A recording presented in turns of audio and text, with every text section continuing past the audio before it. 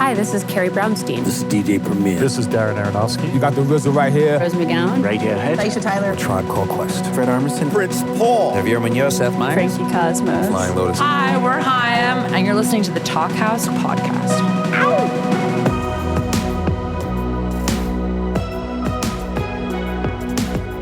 Hello and welcome to the Talkhouse Podcast. I'm Josh Modell. On this week's episode, we've got two women whose singing styles are similar in that they're both absolutely singular, unmistakable, and wonderfully out of step. Just don't call it spoken word.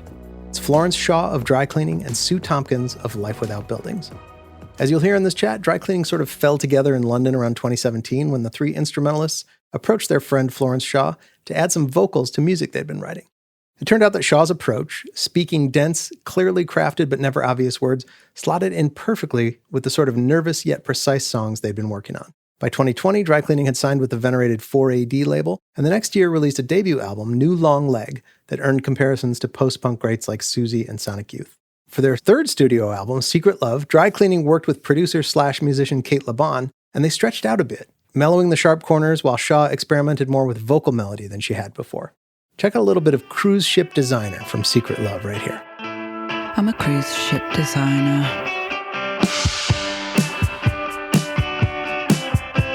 I'm striking while the iron is hot. I'm making the most of a bad situation. Cruises are big business. Another person that eagle-eared listeners have compared Florence Shaw to is Sue Tompkins of the legendary, kinda lost Scottish band Life Without Buildings. Life Without Buildings only released one album, 2001's Any Other City, in their brief 3-year run, but it had a focused impact. Shaw remembers hearing the record as a teen. It blew my mind that you could free yourself from the pressure of making traditional sense in lyrics, she told the website Hearing Things, before mentioning that she'd love to meet Tompkins one day and thank her. Well, with some recent activity on the Life Without Buildings front, Tompkins contributed vocals to a new Sleaford Mods song, and the band just announced a couple of reunion shows, their first in 2 decades. It seemed like the perfect time to get them together. In this delightful chat, Tompkins and Shaw talk about the similar origins of their respective bands, how genuinely kind the dudes of Sleaford Mods are, and their understandable reticence about the term spoken word. They also chatted a bunch about the TV shows Dragons Den and Eastenders, but we had to trim that in the interest of time. Trust me, it was great. Enjoy.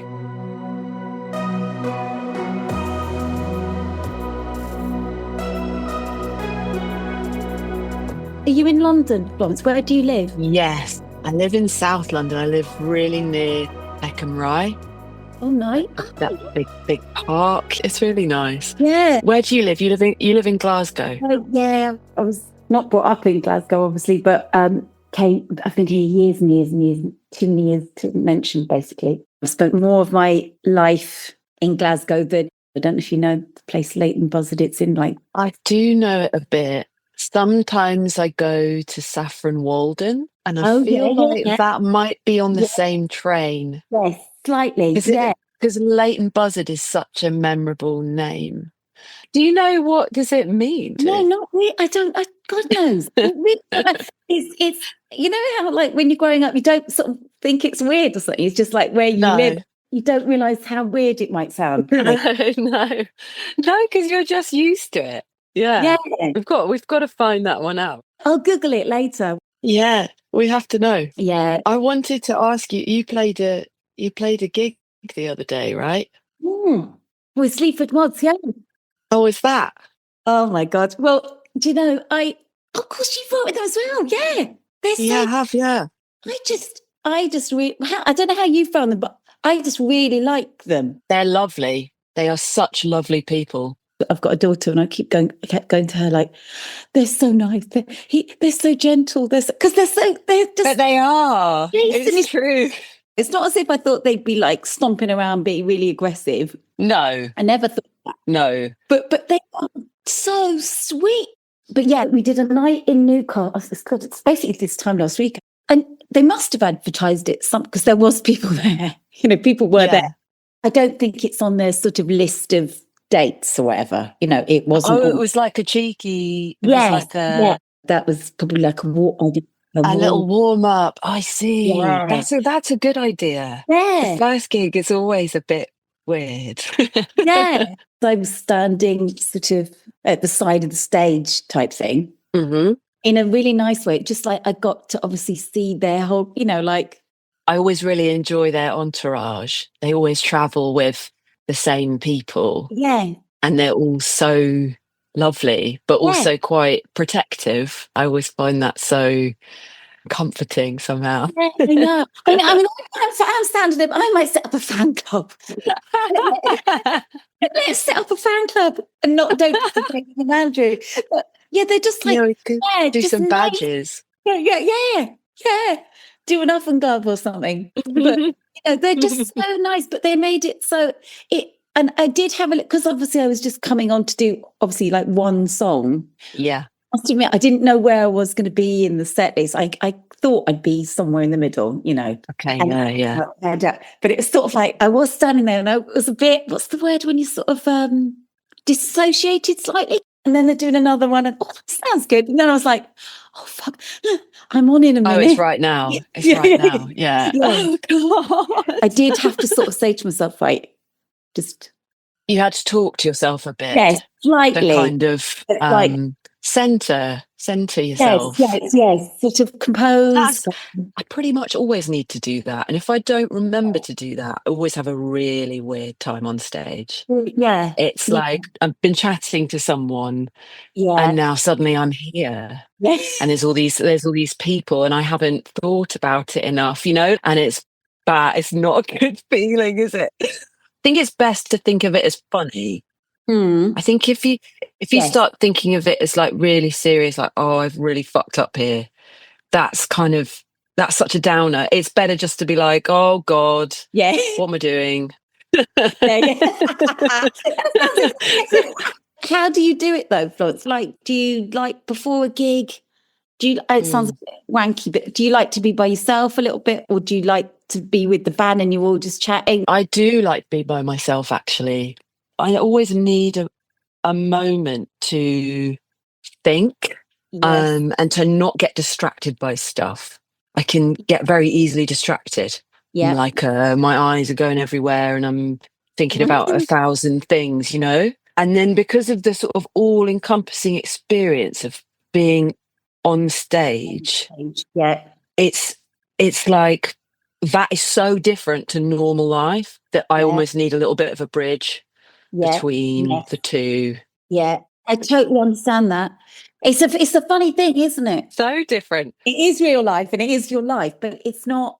It's just different. It's bizarre. I wonder when you're performing. Yeah. Do you feel inward or outward? Do you feel like you're talking to people, or are you sort of talking to yourself?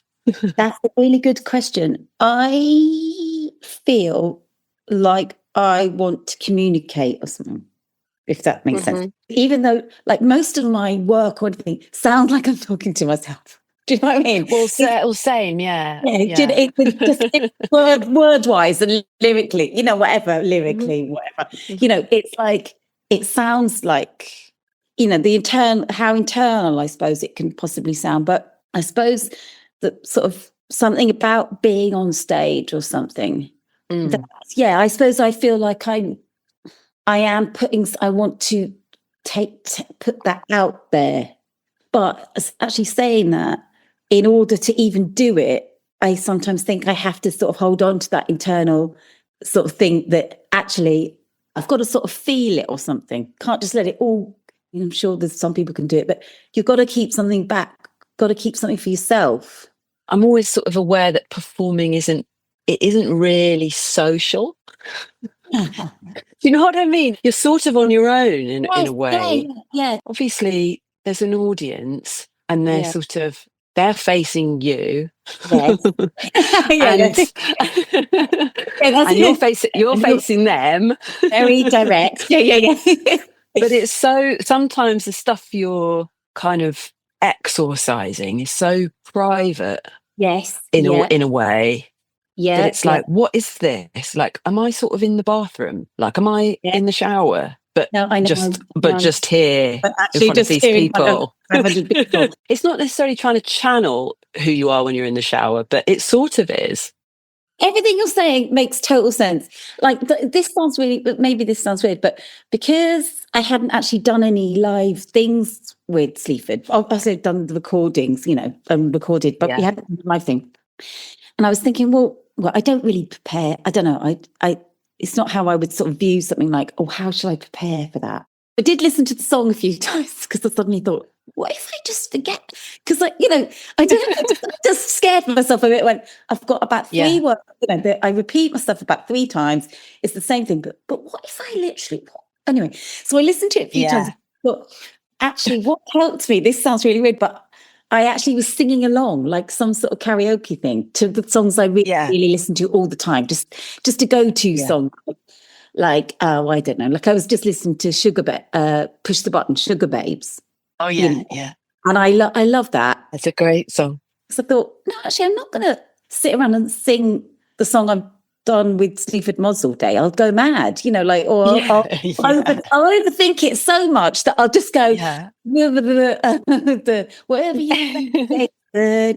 But it really helped. I just plugged in headphones and just sort of like had a bit of a sort of karaoke to myself. And it really helped because I thought, God, anyone literally passing my flat is thinking, who is that person like wailing along to like Stevie Wonder at 10:05 in the morning? It's me. I always really benefit if ever I make an effort to actually kind of think about the logistics of what I'm about to do. I always benefit from it, but I've got a short attention span. I do battle with that a bit when it comes to preparedness. I'll prepare all kinds of other things like my tights or whatever. Spend ages thinking about that. And then go, oh yeah, like no one can really see my legs anyway, so that wasn't a very good use of time. I think it's all good. This sounds a silly question, but obviously you're in a band, so you've got that sort of I don't know, group feeling, that must be really or have its moments. I'm sure there's a togetherness about it, or Yes, it does feel good. I think the idea of being out there on your own, it has a weird appeal to it, but also very much no appeal at the same time. I've done a few performances where I'm reading poems or even like my lyrics just as a sort of a poem in its sort of poem form. Yeah, absolutely. Which I've massively enjoyed. And is really different. I know that you've done performance that is sort of in the same world as what you do in Life Without Buildings. It's weird because I think a lot of my performance, I think I sort of allude to other people there, or just even allude, or just the idea. I think because I'm so interested, but musical references or rhythm or something, or melody or singy bits. I see. In something is like more poet, I suppose. I mean, sorry, I sound really, but I really hate the words. But I hate, everyone sort of says spoken word. I can't. Oh my God, spoken word's rough, isn't it? It's rough. I reach for it because sometimes you don't know what else to say. No, I know. But I don't enjoy it. No, I find it really... it sounds funny, but I mean, I really get... I feel like the spoken word police are going to knock on my... Oh, yeah, it's got bad connotations somehow. Yeah. And I'm almost not even sure why. It doesn't really deserve bad connotations, but it has them for some reason. I think it just sounds a bit up its own arse a little bit. It's a little bit elevated or something. I don't think I do spoken word poetry or something, but I suppose I do speak, and they are words. They are words. And you speak, and they are words, and they are words, and they are words. Yeah, but I would never describe your sort of style of singing, for example, as spoken words. No, I know. It's linked with sort of the way that I think both of us work a little bit. You know what I mean? It's just because you write some words and you actually talk them. It's got a problem with seriousness, maybe. Yes. And seriousness is always like a really pesky thing that really gets in the way for people. I feel like it gets in the way for me, and it gets in the way sometimes for someone listening. It's almost that thing of like, people really need permission to find something funny or like laugh at something, and they think it's not really okay to do that. Do you know what I mean? If what you do is in that world of spoken word, it's like and it's like, that's so annoying. I totally I agree. really like, and it's no one's fault, but it just is. It's like, it's a problem. It's a mental image of like you and me, like dressed like sort of in like black cat suits, going out at night, like defacing spoken word poetry, sort of like take it out. I mean, this is the problem. I've definitely used that phrase loads, though. It's definitely come out of my mouth more than a few times. But it's because it's just there. Just because some of what you do, for example, isn't sung, but it's because you've got a tone in your voice, to me, that is, it's a tonal thing. Like there is melody and tone. And do you know what I mean? I had this boyfriend once, and I shouldn't laugh, but I'm laughing actually because at the time I actually really respected him, because I thought, God, used to find it really hard to describe what I did. Right. Probably before the band I was in, just because I did a bit of that and a bit of singing, not really singing, but I remember I met this guy and I said, "Oh, what do you do?" And he said, "I'm a poet," and he was a poet. Oh. Fair enough. Okay, but I remember going. He wrote. He wanted to make books. He has gone on to make books, and he wrote poetry. And so he was a poet or something. How did that land with you at the time? I think I was quite envious, actually. Like, he just had a name for what he did. Yeah. That is what he did. Yeah. Whether he was a shit poet or a great poet or whatever. It's so bold to say that, isn't it? I'm a writer, or I'm an author. I don't know, just things. I'm a solicitor. Great. Yeah. So something like spoken word is something that I know that is just not how I see myself. I've been trying out artist recently.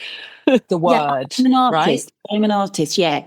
I think it's the one that makes me squirm the least. Artist. Because I feel like it's true. Yes. I spend lots of time messing about, trying to make ideas work that nobody needs me to do. Yes. Nobody needs me to do them. Yeah. No one's clamoring for me to write this down on this bit of paper or draw this picture, or like it's my own pursuit. Largely. It's largely experimental in the sense of I don't often know how it's going to turn out. It sounds like artist to me. It doesn't keep me awake at night. Going, oh my God, what am I up to? Does it make me feel like that? No, thank God. These things rattle around my head as well all the time. So it's obviously worth talking about. It's about how you refer to what you do, which is weirdly something that you sort of have to do all the time. I know. So it's sort of like it's a practical problem, really, isn't it? Yeah.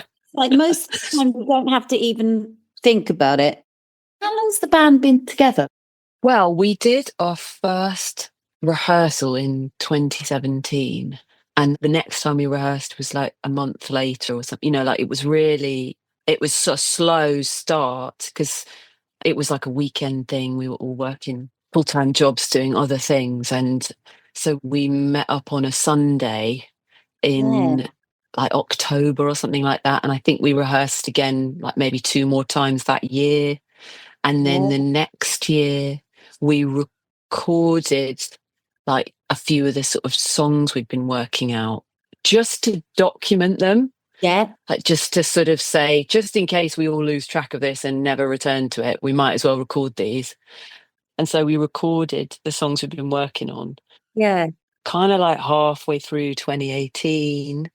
And then I think we were like really doing it all the time by about 2019. Did you know each other before? We were in the same sort of friendship circles, and we were all in our late 20s when we first started rehearsing. So we were just in a sort of friendship circles you're in where it's like we didn't see each other every day, but we all just sort of knew each other and would see each other in the pub occasionally or whatever. And they'd been in a few bands that had just finished. They'd just kind of broken up or whatever, but they still all wanted to like make music to some extent. And I think they just were chatting about it at one point in the pub, and then they were like, "Oh, it'd be fun if we just like invited someone to do vocals." Yeah, and yeah. I think they just thought it'd be fun to just ask somebody who's not got aspirations to be a front person. Yeah. You know, I'm really marvel at people born for the stage, like people who want to entertain, you know. I just think like I know. I think it's magical. Yeah, it's really magical. But also, you know, a part of me being like, oh, what if I'm really good at it? You know, like that tiny bit of you that is always going to think that. But look, you know, massively outnumbered by the big part of me that thought like, oh my God, no way. A little bit of maybe just excitement or something. I don't know. Yeah, exactly. Or just a little moment of like, oh, actually. Well, it was just something different to do. Oh. You know, it's like my life was not massively exciting at that time. It was kind of pretty normal. Like happy, but just normal. And nothing was different week to week or even like year to year, really. I was just plodding on, doing my thing. And so I suppose it must have also been like flattering that somebody's like, hey, you could do this. What about you? How did you wind up in Life Without Buildings? It's a very sort of, well, I was so it sounds quite similar, really. But were you at art school? Yeah. We all of us, we all knew each other. Glasgow basically is just really small. Like the art and music thing is so connected. I think it was very much like just really exciting and like very incestuous isn't the right word, but it's that sort of environment of like, oh, well, you went out with my brother's sister's girlfriend, dad's brother. But I think when I was before I was in the band, we all knew each other. Everyone was doing something, but I basically do I suppose what I've gone on to do, you know, just like slightly singing, slightly spoken, all written down, might sound improvised, but sort of isn't really improvised, really. Yeah. And I think maybe quite quickly after that, we just did one performance, and quite quickly after that, all I have is this sort of memory of like Robert, Will and Chris sort of standing collectively together. I think it was maybe, there was lots of openings, used to always go out to loads of openings and art stuff. And probably the next time we met each other, I don't know, it might have been a week later, might have been 3 weeks later, can't really remember. It was just, I remember them sort of like coming towards me, like a sort of, it's sort of like a slight wave of like, you know, when someone's either going to tell you good news or bad news. Yeah, right. Like, oh God, here they are. And but it was, and they just literally just went, oh, we're in a band. Well, they were a band. I don't, you know, right. Or they were trying to be a band. Or, no, maybe they wouldn't even say that. They would say they're trying out some music together or something. You know, was it casual? Was it just like casual? Oh my God, like... totally. It's just like, it was almost like, do you want to meet for coffee tomorrow? Yeah. But the activity was like, do you want to go to a rehearsal room and sort of suddenly you've got a microphone in your... Yeah. And then very quickly they went, oh, we've actually got a gig. And I was like, oh, really? So I think all I can think is they probably saw me do a performance and went, oh, actually, maybe we do want a vocally person. Right. And they'd been offered this show. Yes. And then they saw you perform. Yes. I wonder sort of whether they were always thinking, oh, we do need to find someone. We need someone at the sort of, not the front, you know, I hate that sort of thing, but, you know, someone else, we need someone else. Like just an extra ingredient, isn't it? Because I think that's how Nick and Lewis and Tom, I think that's how they felt. They were just like, this needs something else. Something. You know, like, and it could have almost been anything. Yes. I don't think they had like a really crystallized thought of what should be added, but it was like something human would sound good. And maybe it isn't necessarily a person even, you know, it could just be, we need someone to play the fucking flute on that bit, you know. Well, exactly, yeah.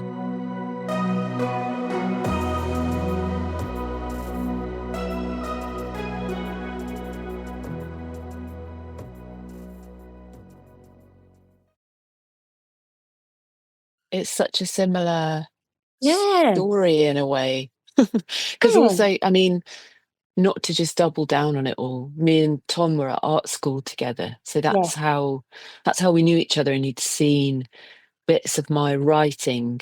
I was primarily doing drawings, but I would write a little something to go with them, like a little phrase, or even maybe I was thinking of them a bit as captions.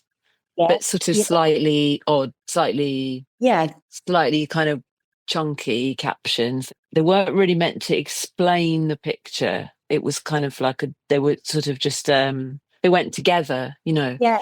And so he'd seen those. And I think that must have been what, in his mind, he was like, oh, I've seen Florence write words down.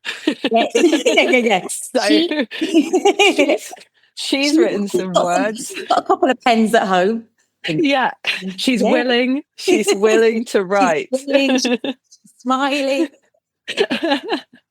Maybe it sounds a bit cheesy. I always take it as a bit of a lesson that it's always a good idea to show people what you're working on. It can be so tempting to be really protective of what you're making. Like, I still find it hard putting out music because it's so exposing, you know. And I'm quite sensitive, like most people who make things. And so it's like a risk, you know. You're kind of putting your sensitive bits out there, and people can smash them up if they want. I think I can write stuff and I think, I'm quite excited by that, or you know, whatever.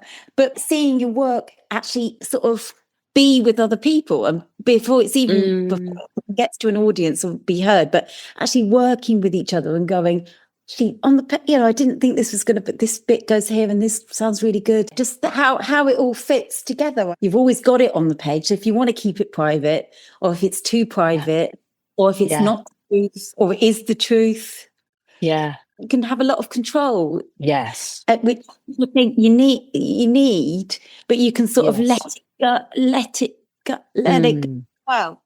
Oh my God, I sound like Frozen. What's that song? No. Oh yeah. I was like, what do you mean? I was thinking Frozen, like stock still. I was like, oh. And we should do a duet. Like you could be one of them's called Elsa. I remember my daughter. I remember when my daughter, we went to see it, and it just came out going. She was only about like 7 at the time. We both went, that was a bit crap, really. Well, no, not wow. Crap. I mean, usually it holds children in complete. I know. It was just. It's usually got kids in its hold, hasn't it? Yeah. She's beyond that. That's pretty impressive. I can't imagine if we did a duet. That would be good. I know it would be good, wouldn't it? Well, I mean, we sound really different. Like we're kind of no. Oh, when I was listening to a few things yesterday. Yeah. And of yours, obviously. And I thought the only difference that struck me was that I think probably you speak more, and maybe I sort of seem a bit more, not shouty.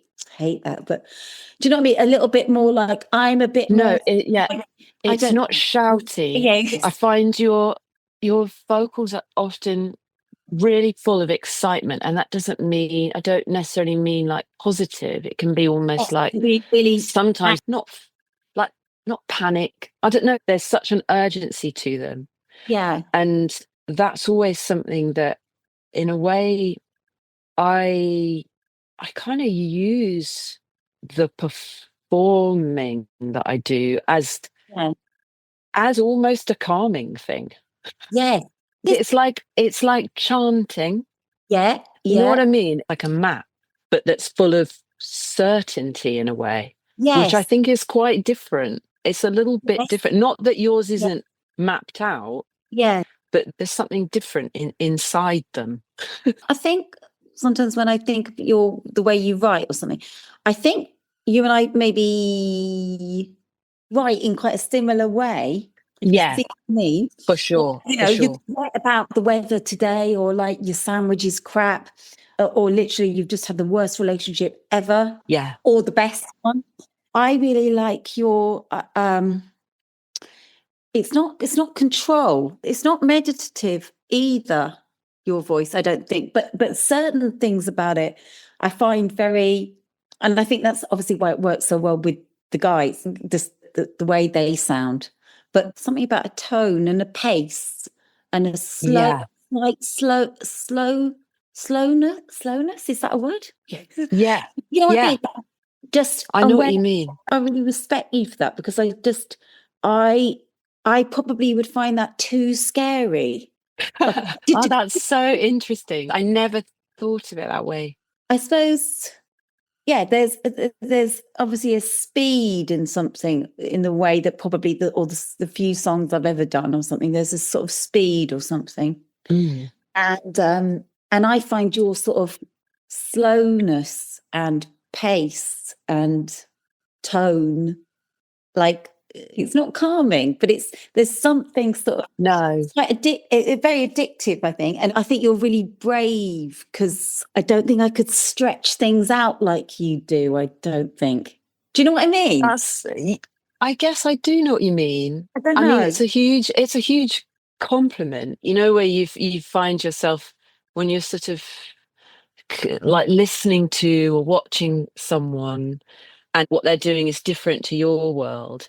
Yeah. There's always something so seductive about it, because you kind of don't know how they're doing it. I feel so the same about your performance and your writing, where I just think like, this is absolutely just pure genius, and like, and the sort of the lateralness of the way that you're moving between all the ideas. Spoken word genius, yeah. Yeah, spoken word genius. Spoken word genius, who Tompkins.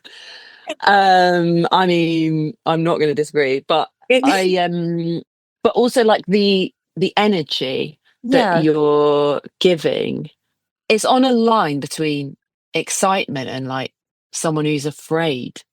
Yeah. It's a thin line. It's like you're like alert. It's like not obviously not every tune like Sorrow. It's not. It's not got very, that sense to it. But but those moments where it almost sounds like you're trying to warn everybody about something. Yes. Yeah. And I don't know. Like I find that really. But really obviously, something that's not immediately clear necessarily. Yes. But then I hate when people say, "Oh, the words don't make sense," or whatever. I'm like, what do you mean? Like, I mean, how much more? What do you want me to say? Like, the shops were closed. I mean, what is there not to understand? I know. I always think that. I think it's just the way you put lines together.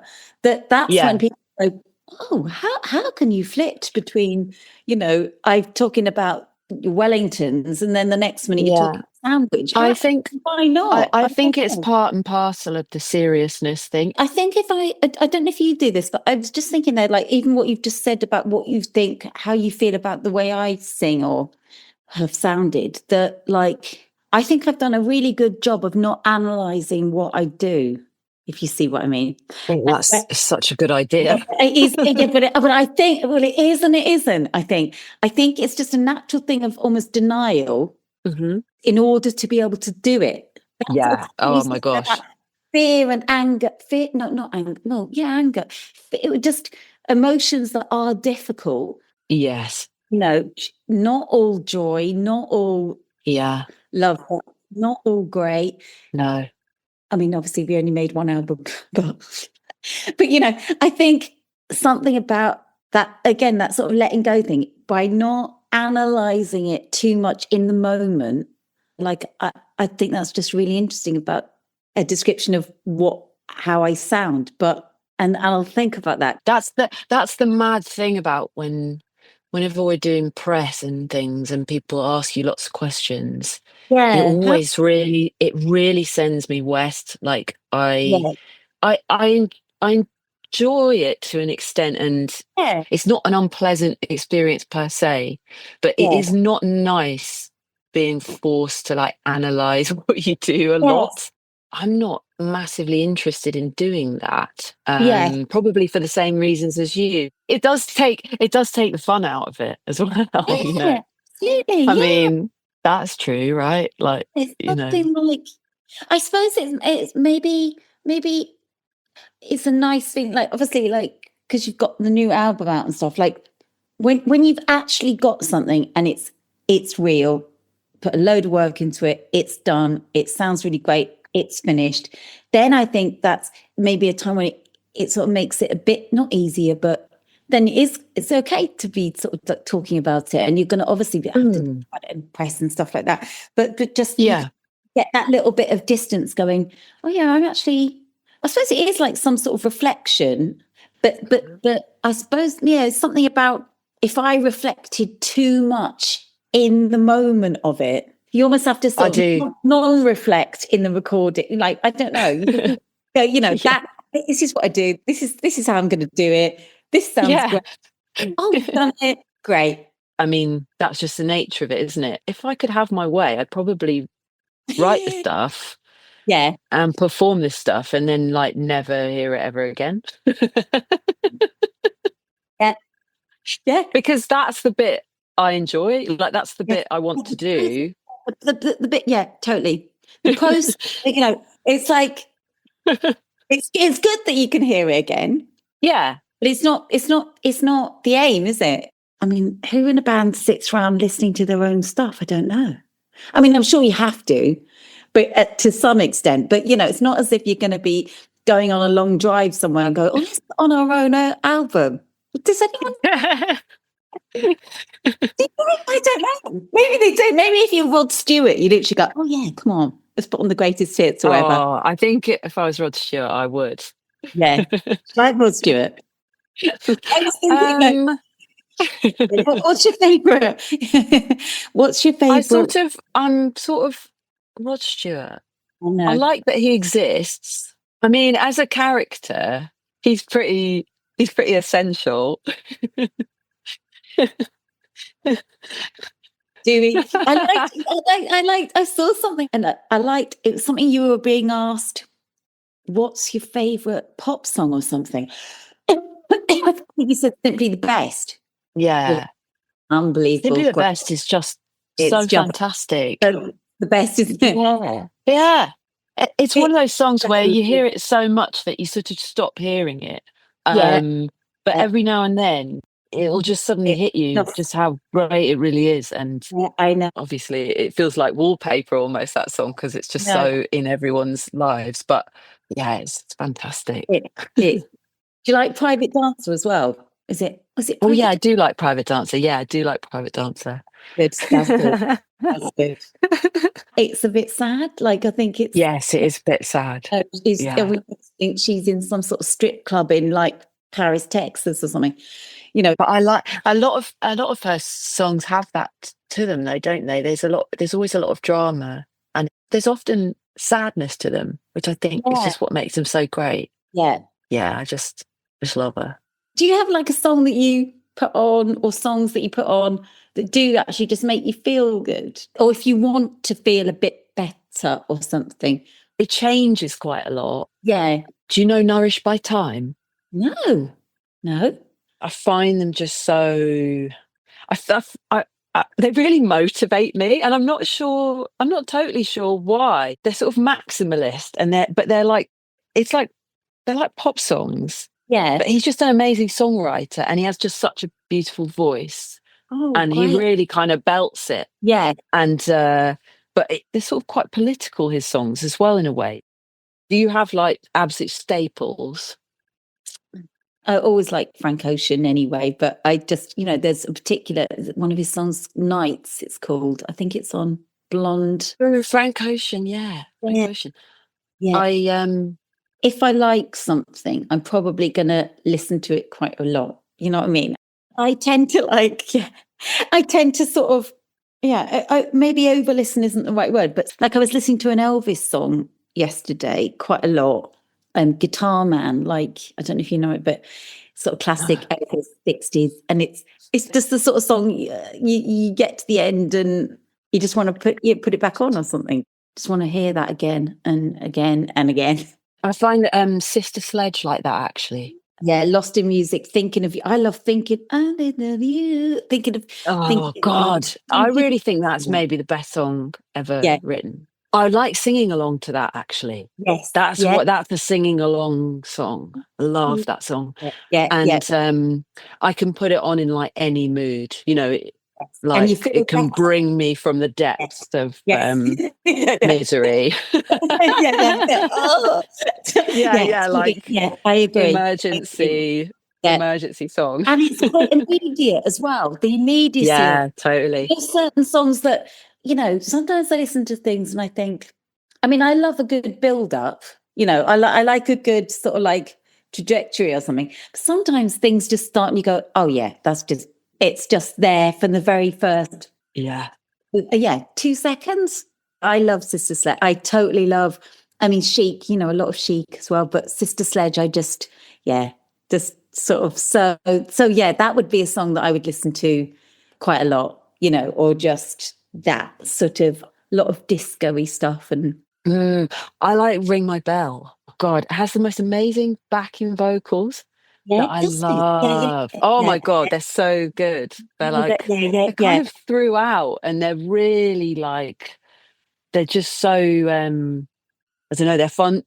If you learn them, it's fun to sing along to the backing vocals, and then you feel really like, I know the song like inside out, like doing the ad libs or whatever. But the backing vocals are so great. Best ever backing vocals. Yeah. That's when you really know if you like something, if you actually like singing along the back. I'm always attracted to singers, for example, where I do believe them, if you see what I mean. So, if it's some really heartfelt, like I really love Otis Redding and just something where you just hear it and go, oh, I don't know. I believe what you're saying. But I want to believe it. And I'm totally, you can hear it in someone's voice or something. Can be any voice of any description at all. Yeah. Or any band or anything. But if you don't, you can also not hear it. And that sort of, I like things where you can hear it. Totally agree. I know, it's a weird abstract thing, isn't it? It totally is. How are you feeling about the shows that you're going to do? It's a weird thing, but over the years, and obviously it's been quite a few years, we have been asked, I suppose to reform or to do gigs or whatever. I thought like this cannot be the first time they've been asked. not the first time. And I don't know what's changed. I really don't know, but it's the first time and it was literally, I was going to say random, but a random email from Rough Trade going, we're doing, 50 years of Rough Trade and we're celebrating it by bringing out really old albums. They didn't say really old albums, did they? I think looking at it, I'm like, yeah, all right. Ancient We're albums. really like this. Yeah, let's have to blow the dust off like that. Yeah. Dig it up. Exactly. Yeah, they don't. But, and yeah, we've been asked before to do things, and just like real, I was going to say real life, but there's always been like maybe one of us didn't even answer about it, or maybe one of us, it's just not a good time. We've never had to sort of go write each other emails going, oh, but I really want to reform and hey, next year, do you know, we've never had to do that. And there's this sort of like pretty silent understanding and love and affection, I feel genuinely, like, even though we haven't been together at all. And then, it was something about this email and Will the drummer, whether he was the first one to respond. I think Robert is really good at sort of organising everything. He's really he does a load, good on Robert. And he sort of forwarded this thing, and I think it's something like, how do we feel about this or something? And usually, because I'm quite, unless I'm really scared and putting something off, I do tend to respond to things quite, if I'm at my laptop and I get something and I go, okay, well, yes or no sort of thing, but if you don't, then it's usually something I'm worried about. And I'm like, right, why haven't I not replied to that person yet? Or, that is kind of the rule, isn't it? And it's like, oh, I haven't got back about something. But anyway, we got this email. And so it was, and I remember thinking, this wasn't like me, because normally I would probably respond quite quickly and go, okay, I'm up for that. Even though it's probably quite obviously sort of a big deal, but also not a big deal at all. I can't explain it. And I thought, actually, I'm not going to be like the first responder here. I just thought, I'm going to just wait a little bit. Mm-hmm. And it obviously it's a couple of days or a day or something. But yeah, Will came back quite quickly, which I thought was quite a sign, going something like, I suppose if we're going to do this would be a good thing to do, or the place to do it, or like, and then Chris went, yeah, I think so too. And then, well, I think so too. And then I thought, well, I think so too. We actually, we haven't been in a room all together for like 25 years. So, oh, really? Wow. I mean, you made a great thing together. I think it's just nice to celebrate it, isn't it? Yeah, I do feel, and the response from people has been so sort of like warm. People are chuffed. People are absolutely chuffed.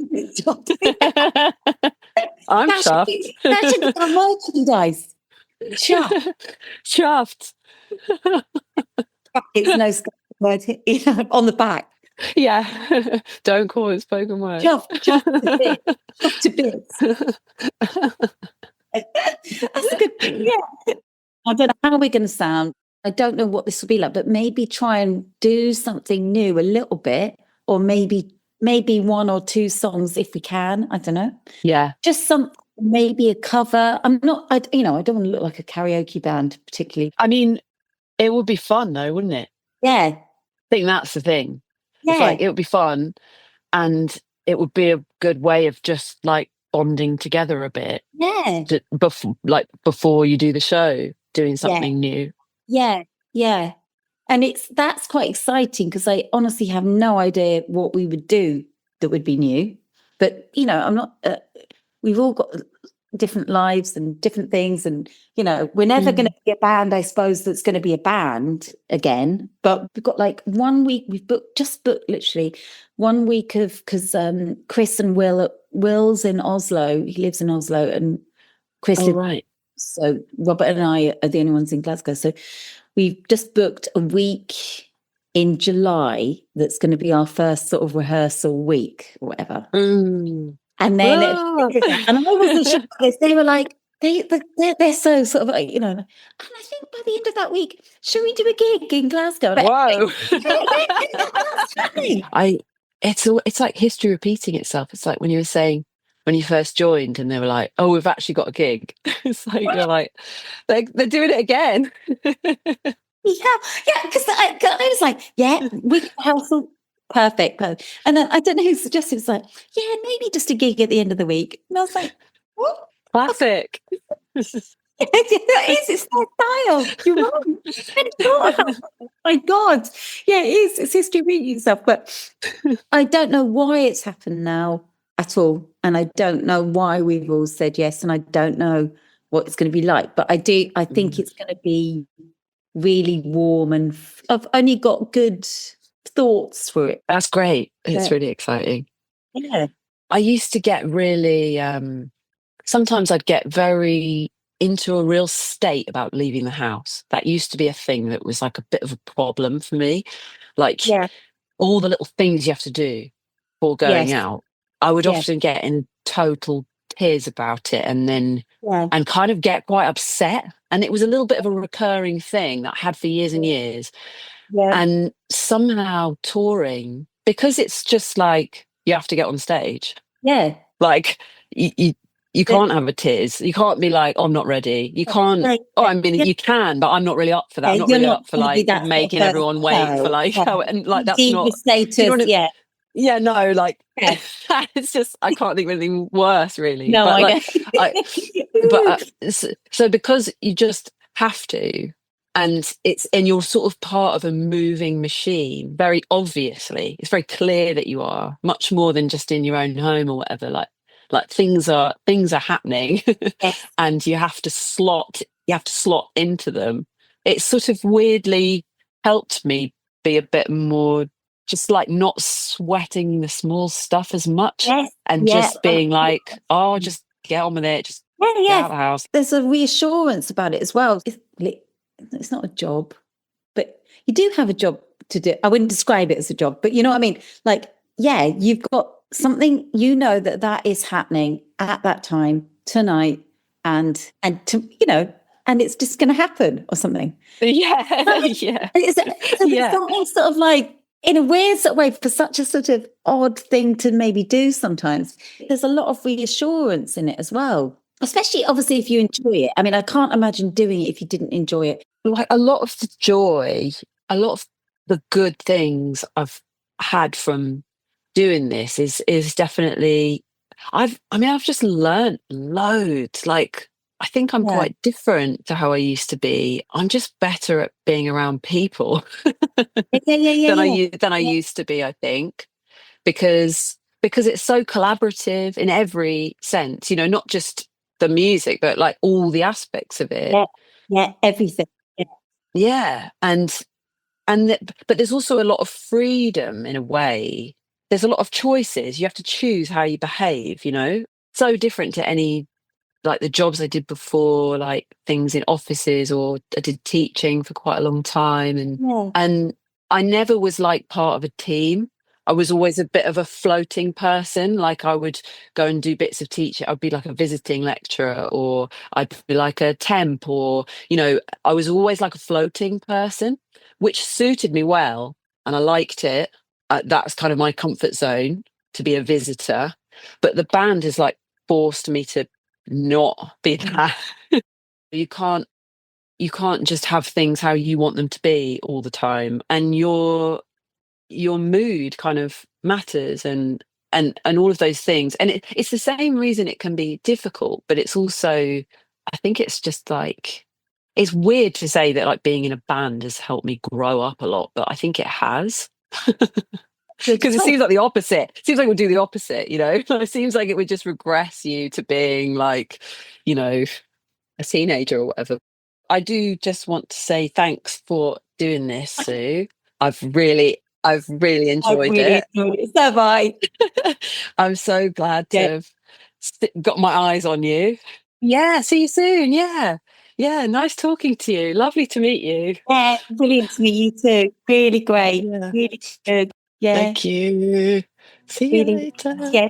Bye. Bye, guys. Bye. We just go by. Yeah, we just go by. Yeah. Bye. Bye. Bye. Thanks for listening to the Talkhouse Podcast, and thanks to Sue Tompkins and Florence Shaw for chatting. If you liked what you heard, please follow Talkhouse on your favorite podcasting platform and check out all the great stuff at talkhouse.com. This episode was produced by Myron Kaplan, and the Talkhouse theme is composed and performed by The Range. See you next time.